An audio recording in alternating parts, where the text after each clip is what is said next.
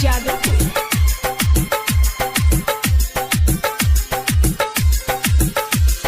भूल जोई हो जाने अब भैनी बीरान फंस गईनी ससुरारी में। तू नहीं खा जानत कितना रोइले पिया के घरी में।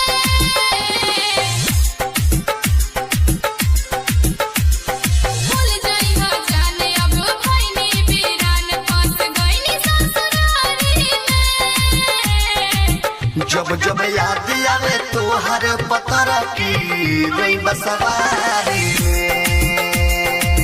जब जब याद आवे तोहर पतर की रोई बसवारी में।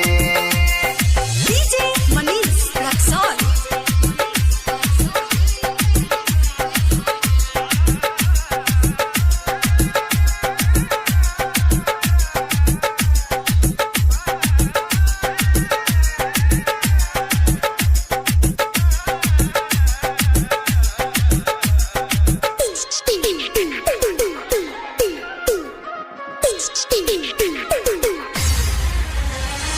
हम तोहके भूलतानी तू भूलैहा। खाला पहिले क्रिया अपन घर तू बसैहा।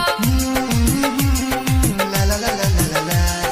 हम तोहके भूलतानी तू भूलैहा। खाला पहिले क्रिया अपन घर तू बसैहा। बंद पानी के वाड़ी में। बंद पानी के वाड़ी में। जब जब याद आवे तोहर पतर की रोई बसवारी में।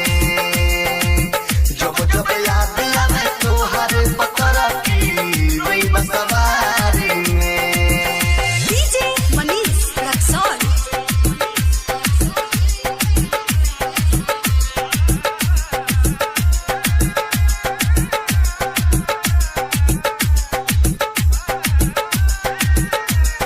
Balaji recording studio Jadavpur.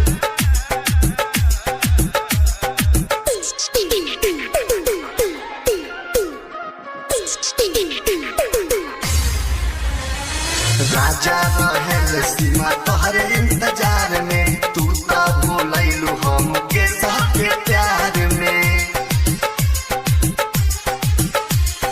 राजा रहेल सीमा तोहर इंतजार में। यादो विदेश पगलाइल बड़ प्यार। लोग कहेला बाजारी में। लोग कहेला बाजारी में। जब जब याद आवे तोहर पतर की रोई बसवारी में। जब जब याद आवे तोहर पतर की रोई बसवारी में। Balaji recording studio Jadav.